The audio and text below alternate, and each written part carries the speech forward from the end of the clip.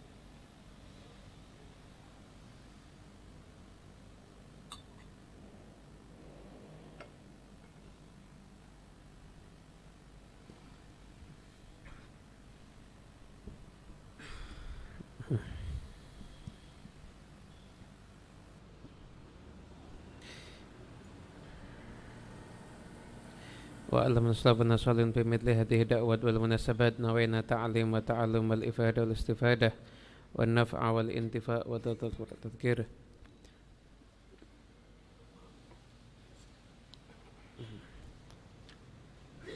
والإفادة والاستفادة والحصل التمسك بكتاب الله وسنة رسول.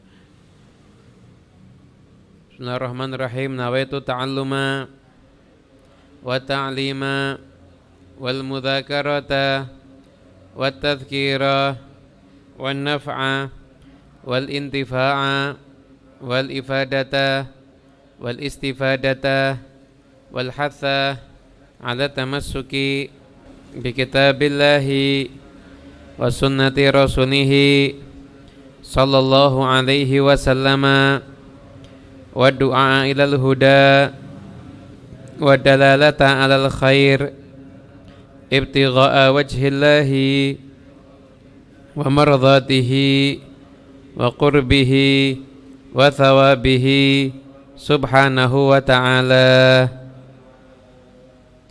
Bismillahirrahmanirrahim. Alhamdulillahi rabbil alamin. Allahumma salli wa sallim ala sayyidina Muhammadin wa ala alihi wa sahbihi ajma'in. Amma ba'du. Alhamdulillah, Allah subhanahu wa ta'ala memperjumpakan kita semuanya di tempat yang insya Allah penuh dengan keberkahan ini. Semoga duduknya kita di sini, di tempat ini mendatangkan keberkahan di dunia ini sampai di akhirat nanti insya Allah. Amin. Allahumma amin. Nah, biasanya kan kita mengkaji kitab tentang rumah tangga. Namun untuk pertemuan kali ini kita akan mengkaji tentang Ramadan. Nah, karena Ramadan itu ada di hadapan mata kita. Ramadan sebentar lagi datang dan kita semuanya harus mempersiapkan diri untuk menyambut Ramadan. Maka yang akan saya baca pada pertemuan kali ini adalah dari kitab Nasaih Ad-Diniyah di dalam pembahasan Fadlu Syahri Ramadan, keutamaan bulan Ramadan. Wa'lamu ma'asyiral ikhwan yassaranallahu wa iyyakum lil yusra wa jannabanal usra wa ghafara lana fil akhirati wal ula. Ketahuilah wahai saudaraku, semoga Allah subhanahu wa ta'ala memudahkan kita untuk berbuat baik, memudahkan kita untuk menuju surga dan menjauhkan kita daripada api neraka dan mengampuni kita di akhirat dan di dunia ini insyaallah. Anna syahra Ramadan syahrun azimul qadri wal manzilati indallahi wa inda rasulih.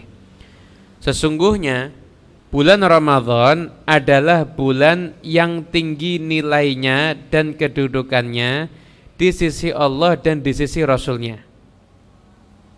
Wa huwa sayyidu syuhur, dan itu adalah bulan yang paling istimewa, pimpinannya para bulan. Faradallahu siyamahu 'alal muslimin wa katabahu 'alaihim. Allah Subhanahu wa taala telah menetapkan dan mewajibkan di bulan Ramadan kita semuanya wajib untuk berpuasa.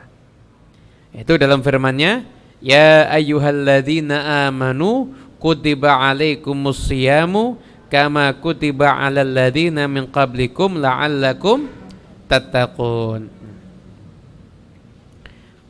Hai orang-orang yang beriman, diwajibkan atas kalian berpuasa sebagaimana diwajibkan untuk orang-orang sebelum kalian, agar kalian menjadi orang yang bertakwa. Wa fihi, dan di dalamnya, di dalam bulan Ramadan, anzalallahu kitabah, Allah Subhanahu wa taala menurunkan kitabnya, yaitu Al-Qur'an. Wa ja'ala min layalihi lailatal qadri allati hiya khairun min alfi syahr. Dan Allah menjadikan di antara 30 malam atau 29 malam dalam sebulan itu ada satu malam, yaitu Lailatul Qadar, yang mana lebih mulia daripada 1000 bulan, lebih istimewa dibandingkan 1000 bulan.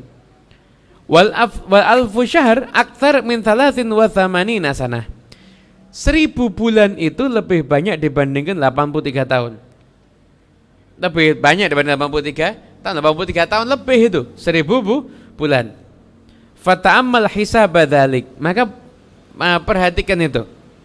Wa tafakkar fi nafsik ayya laila hadhi laila allati sarat indallah khairan wa afdal min hadhil muddah at-tawilah.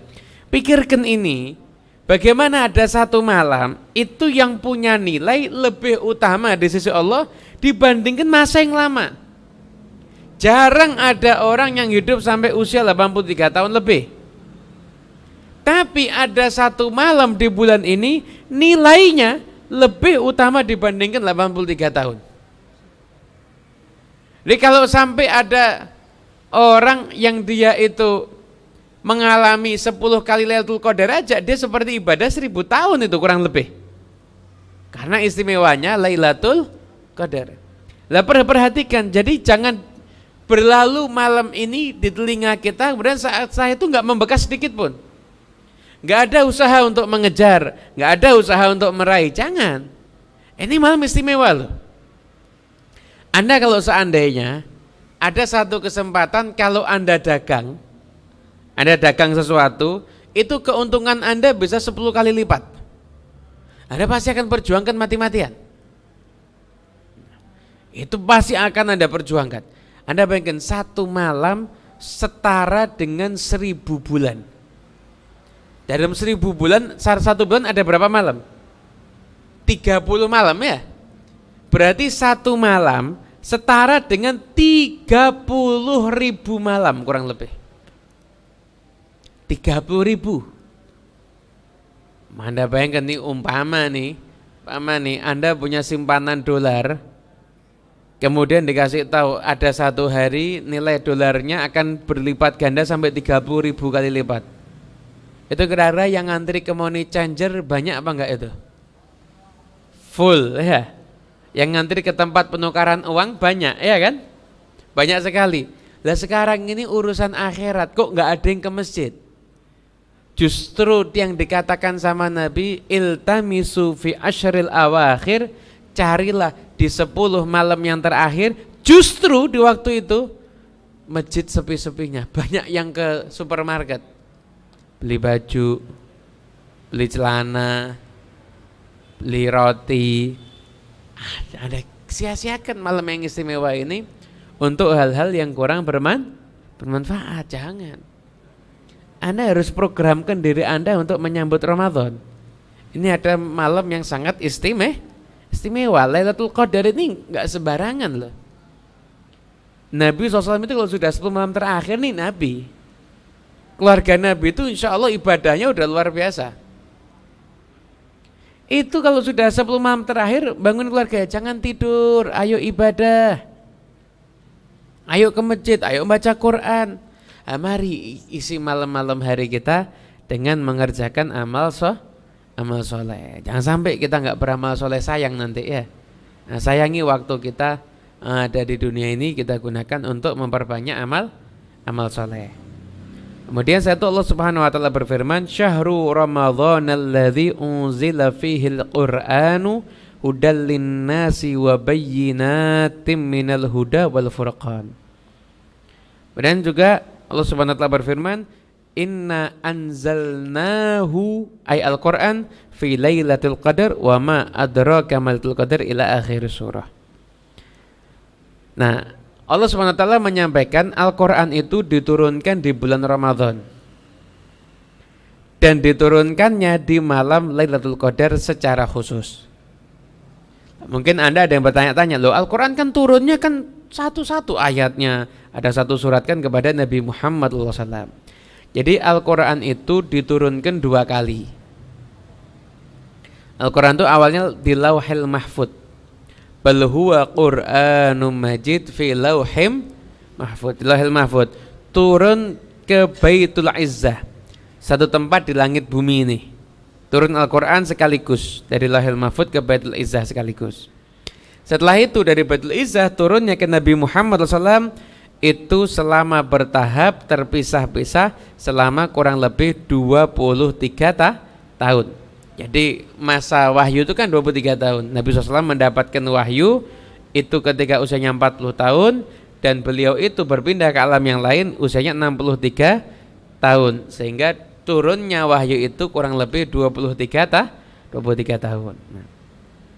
Kemudian di sini juga disebutkan lagi keutamaan bulan Ramadan di dalam hadis-hadis Nabi Muhammad SAW, yaitu Nabi SAW bersabda, Ramadan ila Ramadan wal jumu'atu ilal jumu'ah was salatu ila salati mukaffiratun lima bainahunna idzajtunibatil kabair. Ramadan ke Ramadan, salat Jumat ke salat Jumat, salat ke salat itu menghapuskan dosa di antaranya. Jadi kita kan tahun lalu ketemu Ramadan, insya Allah kan kita juga ketemu Ramadan. Semoga panjang umur, sehat walafiat semuanya insya Allah. Nah, kita nanti begitu kita jumpa sama Ramadan, maka dari Ramadan tahun lalu sampai Ramadan ini dosa kita semua diampuni sama Allah. Nah tapi ada keterangannya. Nanti idzajtunibatil kabair akan kita jelaskan. Anda kemarin sudah sholat Jumat, nanti Anda sholat Jumat lagi, antara Jumat ke Jumat dosa Anda diampuni sama Allah. Anda tadi sholat maghrib, nanti Anda akan sholat isya, antara sholat ke sholat dosa Anda diampuni sama Allah. Dengan catatan jika menjauhi dosa besar. Apa maknanya? Maknanya yang diampuni itu tidak semua dosa. Kalau itu dosa besar, maka masih memerlukan kita taubat, minta ampun kepada Allah Subhanahu wa ta'ala. Kita taubat, minta ampun kepada Allah Subhanahu wa ta'ala. Nabi SAW bersabda juga tentang bulan Ramadan, huwa syahrus sabri was sabru thawabuhul jannah. Ramadan itu adalah bulan untuk melatih kesabaran. Dan sabar itu pahalanya adalah surga. Latihan sabar ini kapan? Ramadan. Makanan sudah disiapkan semuanya, tapi azan kurang 5 menit, Anda makan enggak? Sudah siap loh nih, Anda makan enggak? Kenapa? Anda mesti sabar, latihan sabar. Ramadan itu latihan kesabaran. Latihan sabar Ramadan itu. Anda haus, masuk kamar mandi minum air, enggak ada yang tahu. Tapi Anda enggak lakukan itu. Kenapa? Sabar sampai nanti nunggu waktu berbuka. Hadza syahrus sabar. Huwa syahrus sabar. Inilah bulan kesabaran. Nah, nanti setelah kita sabar bisa enggak makan, ya kita harus bisa juga nahan yang lainnya. Nah, intinya puasa itu adalah al-imsak, menahan. Makanya yang membatalkan puasa bukan cuma makan dan minum, menahan. Kita tuh jadi orang yang menahan dari semua perkara yang membatalkan puasa. Rokok membatalkan puasa ya, memasukkan sesuatu ke rongga tubuh yang terbuka yang nembus ke dalam membatalkan puasa. Misalkan Anda nyedot air sengaja masuk ke dalam, batal puasanya. Muntah, puasanya juga apa? Batal. Kenapa? Karena muntah itu makanan naik ke atas sampai melebihi sini kemudian masuk dalam lagi. Batal juga. Kalau muntahnya itu dengan sengaja. Hubungan suami istri batal puasanya. Maaf, hubungan sampai mengeluarkan sperma apapun juga sampai keluar mani dengan sengaja itu juga membatalkan puasa. Jadi puasa itu intinya adalah menahan. Lah yang namanya menahan itu perlu kesabaran dan sabar itu balasannya adalah surga. Itu ya. Nanti Ramadan ada aja nanti yang buat kita tuh emosi. Nanti ada aja. Nanti kita dilatih sabar apa enggak. Ketemu orang yang menyebalkan, ketemu keadaan-keadaan yang buat kita itu marah, ada aja. Dan nanti itu gimana caranya kita semuanya bisa melawan itu semuanya ya. Itu semuanya kita tetap sabar. Nabi SAW juga bersabda tentang Ramadan, awwaluhu rahmatun wa awsatuhu maghfiratun wa akhiruhu itqun minan nar. Ramadan itu awalnya rahmat. Rahmat Allah. Ramadan itu awalnya. Kira-kira kita nih hidup punya problematika ya, punya problem. Seberat apapun problem kita, kalau dibandingkan sama rahmatnya Allah, lebih tinggi mana nilainya? Rahmatnya Allah, pasti ya? Pasti. Nah, Anda tuh kalau bisa dapat rahmatnya Allah, semua urusan Anda akan selesai. Anda akan dapat keberkahan, kebaikan dunia akhirat. Tapi caranya tadi itu, Nabi kasih tahu, awaluhu rahmah. Awalnya rahmat itu adalah rahmatnya Allah Subhanahu wa ta'ala. Wa awsatuhu maghfirah. Pertengahannya itu ampunan. Ampunan dari Allah. Dibagi-bagikan ampunan. Anda diampuni sama Allah. Lebih mudah mendapatkan pengampunan. Akhirnya stempel dibebaskan daripada siksa api neraka. Masya Allah. Itu keutamaan bulan Ramadan. Ya ini yang kita cari dalam hidup. Dirahmati Allah, diampuni sebelum meninggal dunia, bahkan sampai nanti ketika di akhirat, terakhir gak masuk neraka. Ini yang kita cari. Sampai surganya kita perlukan ini rahmat Allah, ampunan, dan dibebaskan daripada siksa api neraka. Wa annallaha ta'ala yanzuru fi awwali lailatin minhu ilal muslimin wa man nadhara ilaihi lam yu'adzibhu wa yaghfiru lahum fi akhiri lailatin minhu. Nah sesungguhnya dikatakan malam pertama Ramadan Allah memandang seluruh orang yang beriman dan Islam. Dan barang siapa yang mendapatkan pandangan Allah, maka dia tidak akan diazab oleh Allah Subhanahu wa taala. Jadi jangan awal Ramadan malah digunakan untuk lupa. Baru awal enggak usah tarawih, jangan. Awal Ramadan Anda sudah mulai siap untuk ibadah. Kayak ulama itu ibadah sebenarnya bukan dari Ramadan, dari Rajab mereka itu sebagian besar. Ulama-ulama salaf itu Masya Allah, Rajab mereka banyak ngaji hadis. Kenapa? Karena persiapan nanti Ramadan ngajinya Quran. Rajab itu mereka banyak ngaji hadis. Syaban mereka banyak baca Quran, dihatamkan. Ramadan mereka datang Ramadan sudah beramalnya luar biasa mereka. Begitu. Kita Masya Allah baru siap-siap maghrib, lihat sidang isbat, oh besok tarawih, baru kita siap Ramadan. Hasilnya ya Masya Allah sebagaimana yang sering dilihat. Jadi awal malam pertama Ramadan softnya penuh, habis itu softnya mengalami kemajuan, maju. Artinya apa? Yang datang tambah sedikit. Awal Ramadan jamaahnya sampai di luar yang sholat, akhir-akhir sampai di luar sandalnya. Orangnya sudah mengalami kemajuan tadi. Softnya mengalami kemajuan, orangnya udah pencar di supermarket, toko baju, tuku roti, jajan sirup, gitu. Kita kalau mau beli baju baru enggak boleh? Boleh, beli baju baru enggak apa-apa. Sekarang beli.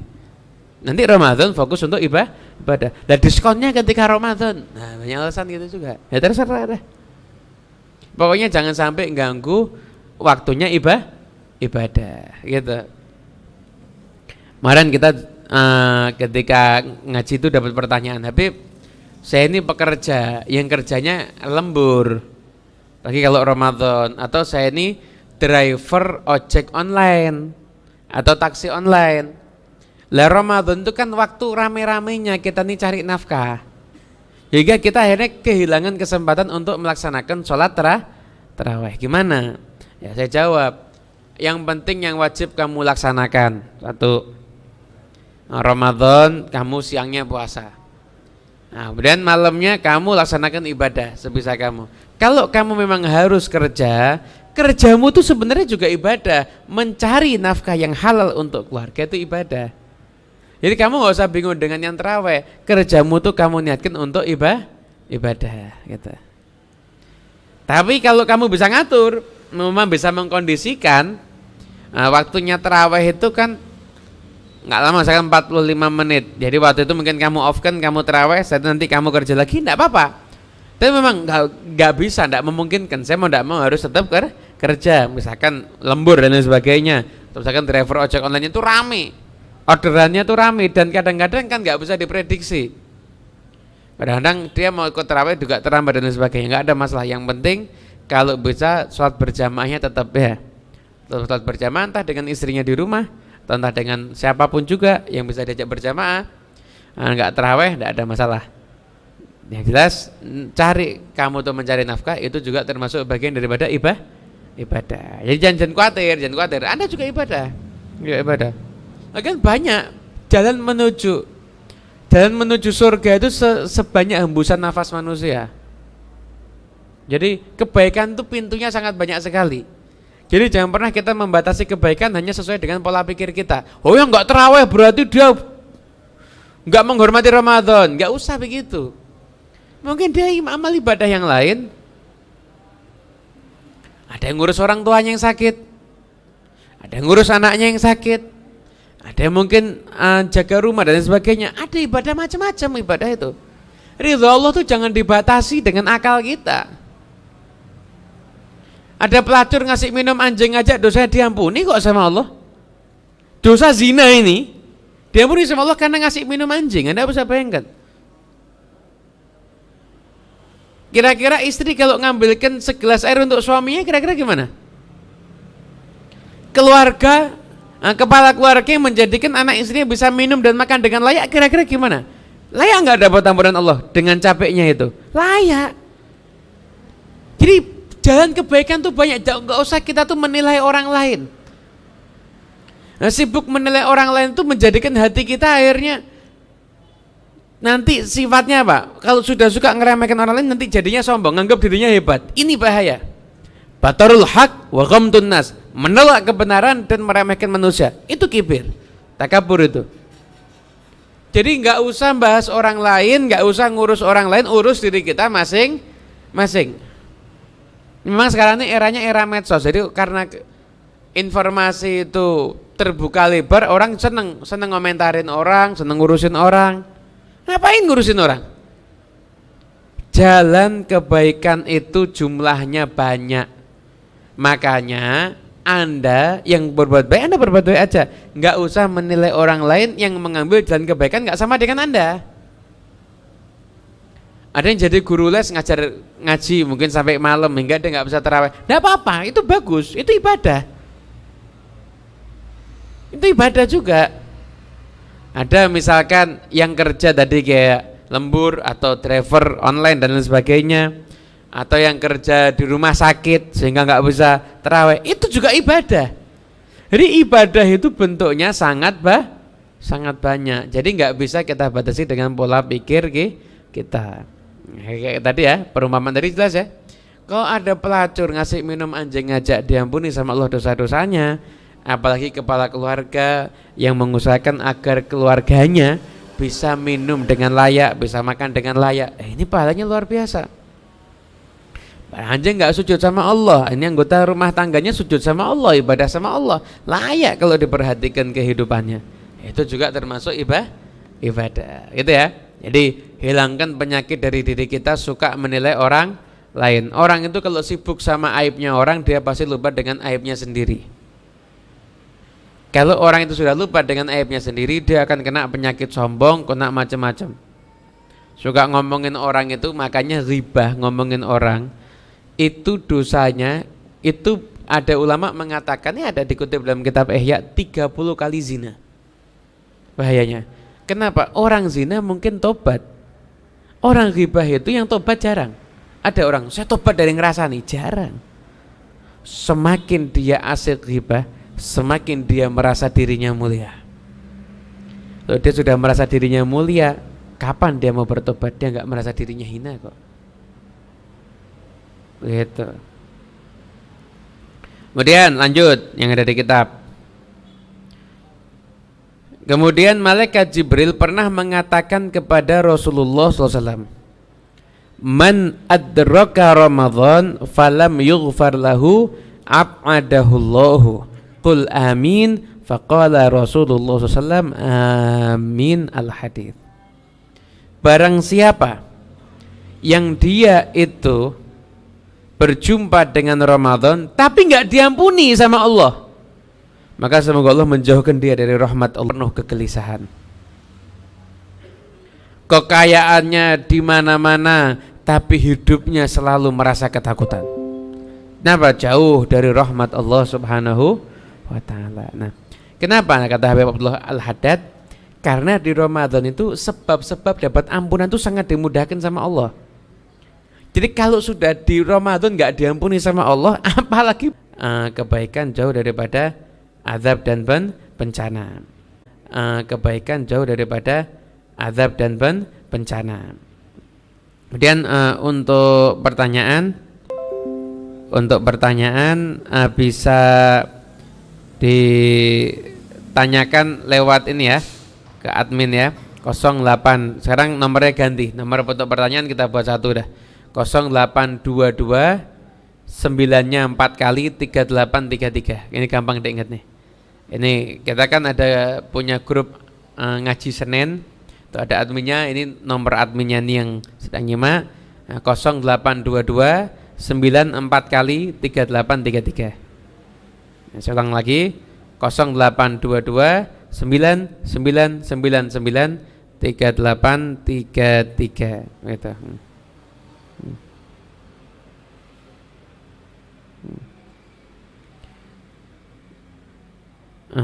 Ya.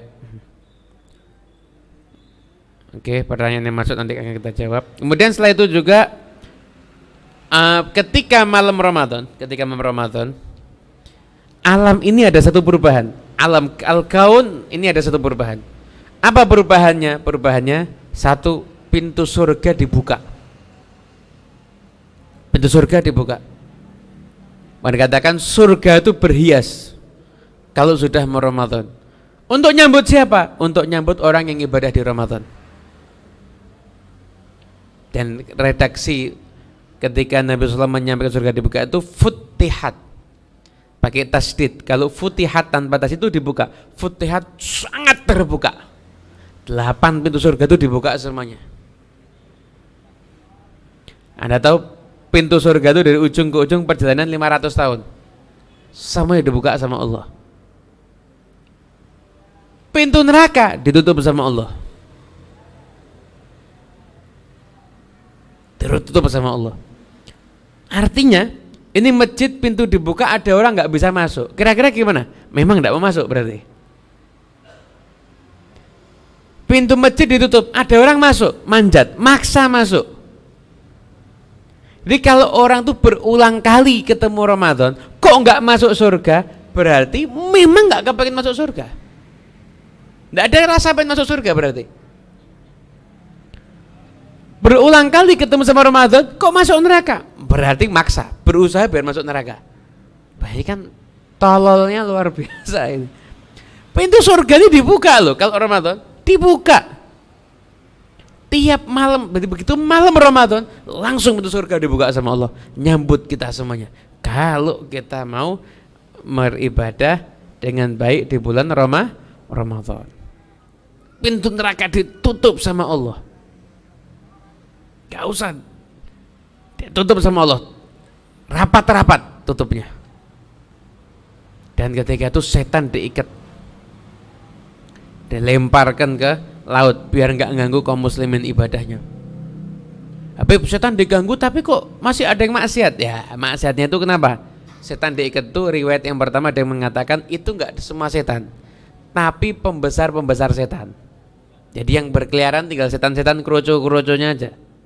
Ya, kalau masih maksiat berarti kalah sama setan kroco, apalagi sama setan yang gede. Atau pendapat yang kedua mengatakan semua setan dibelenggu, nggak ada yang disisakan sedikit pun. Kok masih ada orang maksiat? Karena sudah terdidik ngikuti setan selama 11 bulan.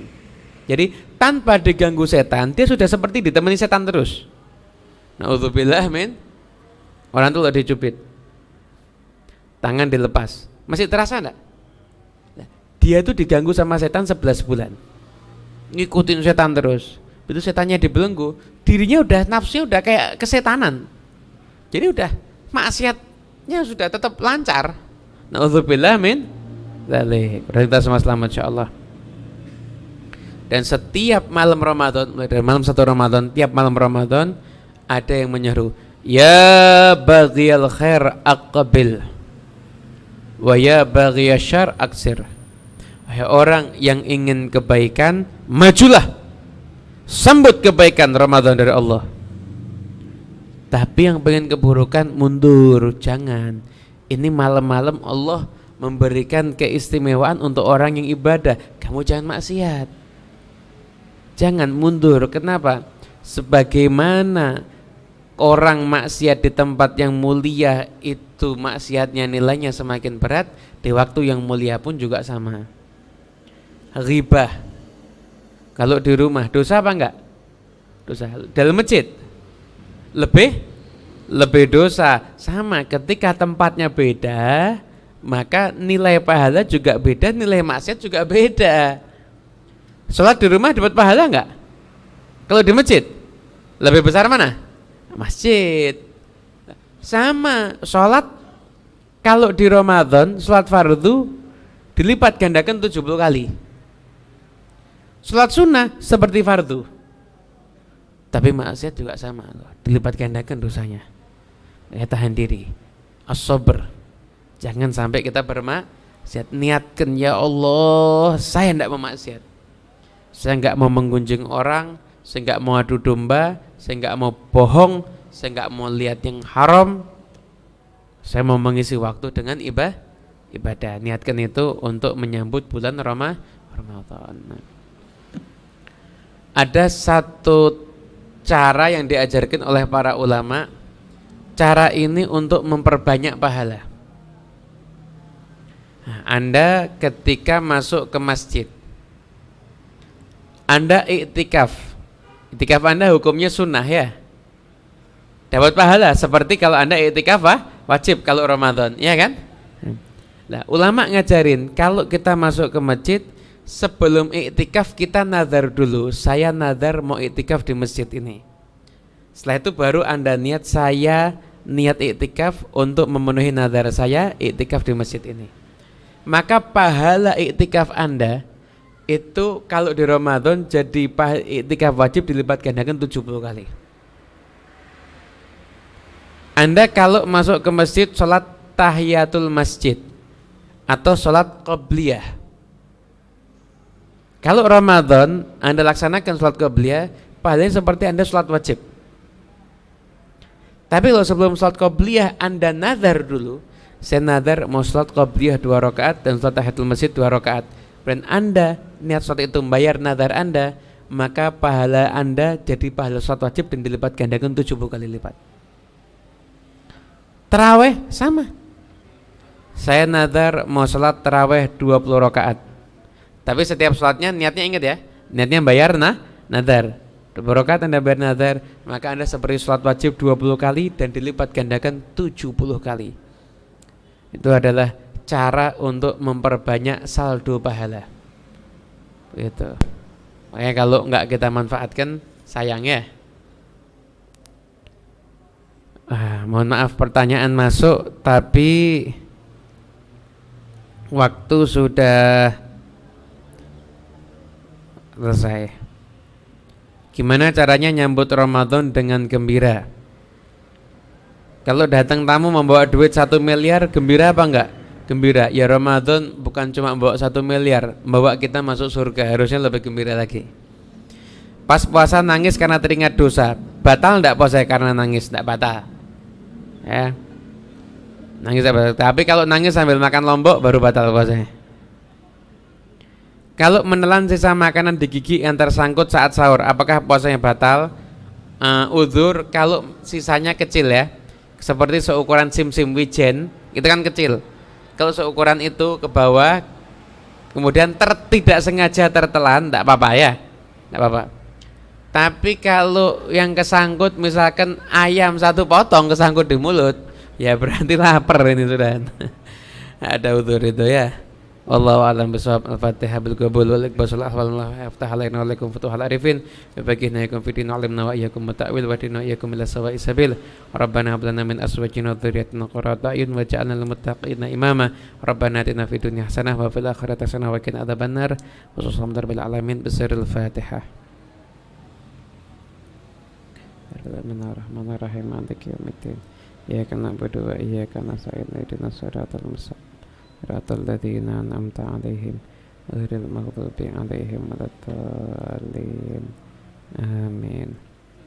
Allahumma salli wa sallim ala sayyidina Muhammadin miftahi babi rahmatillah. Bismillah salatan wa salaman daimaini bidawami mulkillah wa ala alihi wa sahbihi. Allahumma ij'al fi ta'atika farahi wa sururi wa fi mardatika jami'a umuri. Allahumma ya alim bihalati wa muttali ala sarairi wa niyati li jami'a hajati waghfir dhunubi wa sayyiati tajawaz an khati'ati wa zallati wa taqabbal jami'a hasanati wa samihni fima madha wa ma yati. Tubni fi diwani sadati wasluk bi sabila najati fi hayati wa mamati. Allahumma inni tami'un fi atak ghibun fi ridak mustaslimun liqadak faktubni min awliyak wasluk bi sabila hudak walhiqni bi asfiyak. Sallallahu ala sayyidina Muhammadin sallallahu alaihi wasallam. Alhamdulillahi rabbil alamin.